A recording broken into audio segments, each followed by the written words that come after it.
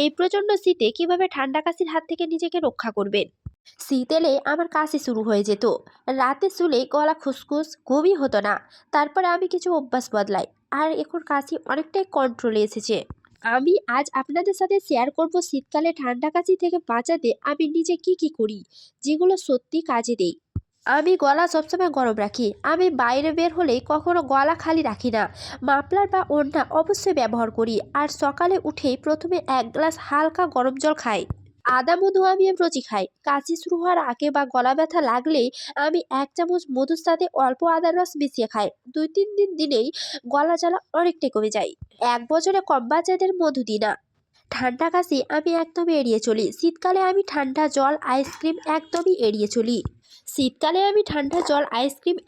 এড়িয়ে চলি। কারণ এগুলো খেলে আমার কাশি বেড়ে যায়। এই সময় আমি সবসময় হালকা গরম খাবার খাওয়ার চেষ্টা করি।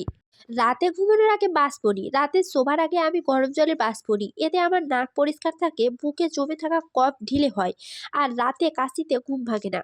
ঘর পরিষ্কার রাখি। আমি খেয়াল রাখি যেন বিছানা বালিশ ধুলোমুক্ত থাকে, আর ঠান্ডা বাতাস যেন সরাসরি শরীরে না লাগে। তবে একটা কথা বলি, আমি অবশ্যই বলবো, যদি কাশি 10 দিনের বেশি থাকে, জ্বর বা শ্বাস নিতে কষ্ট হয়, তাহলে আমি নিজেও দেরি করি না, ডাক্তারের কাছে যাই। আমি যেভাবে শীত কাশি থেকে নিজেকে বাঁচাই, এই টিপসগুলো যদি আপনার কাজে লেগে থাকে, একটা লাইক দিন আর পরিবারের সবাইকে শেয়ার করুন। এমন সহজ হেলথ টিপস ভিডিও পেতে চ্যানেলটা সাবস্ক্রাইব করে রাখুন।